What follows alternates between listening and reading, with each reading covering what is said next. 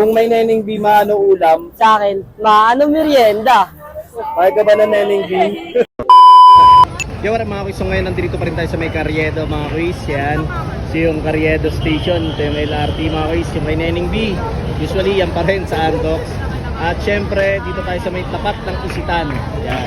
So meron tayong na-expertan dito, so wala pang nakapag-vlog dito mga kuys.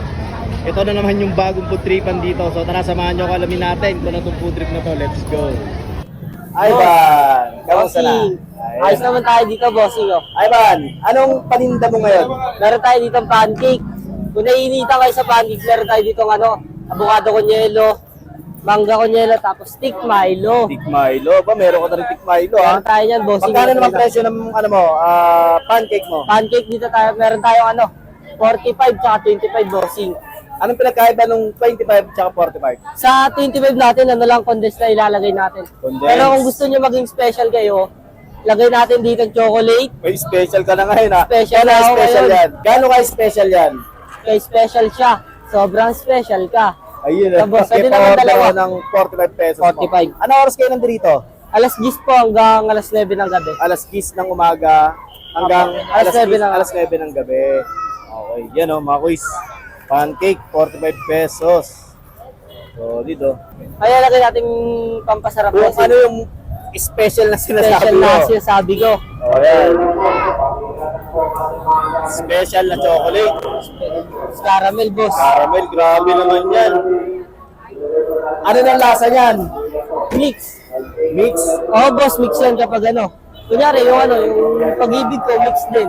Mix and match. Mix and match. Dito, boss, meron tayong cheese. May cheese din. May cheese tayo dito, overload. Overload din pala yan, ha. So, 45 pesos, napakasulit na. Siyempre, kung may hotdog overload, meron pancake overload. Yee! Eh, ano masasabi mo sa kabataan? Kung si Neneng B, maanong ulam, ikaw? Sa akin, mag-aral lang kayo na mabuti, boss. Ayun lang.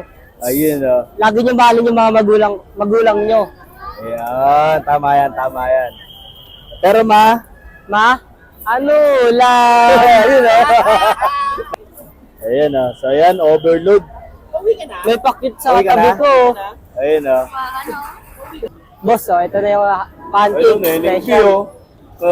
oh. Pancake overload for only 60 pesos. Ito, pancake. Pancake. Ayun, So, so sa only kanya 45 hotdog, pesos. sa akin pancake. Ayun, oh. Neneng B in the house. Let's go.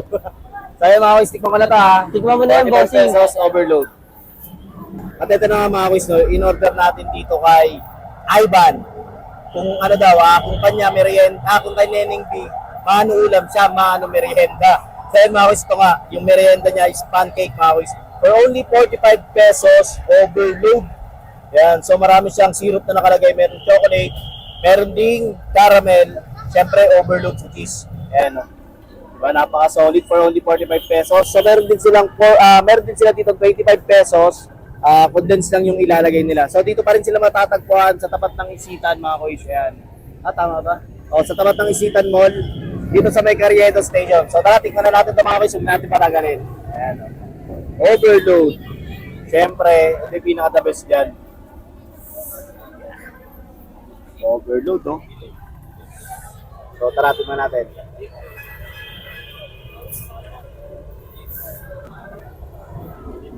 Overload kasi. Overload din sa zero. Sarap. Sabi, oh, kapal, oh. Panalo na. So, imbis na, ano ito? Star margarine yung ilagay. Tapos asukan. Ito, syrup, tapos cheese. Grabe, tapos nag-complement ng lasa ng chocolate at saka ng caramel. Kakaiba. Tapos may cheese pa. Kung naghanap daw ng merienda, tapat tayo kayo dito sa may Quiapo. Wag na wag yung palalampasin itong pancake ni Ivan. Tatabi lang sila ng Neneng B. Yan, pila-pila sila dito, mag-aala ka mga kuya.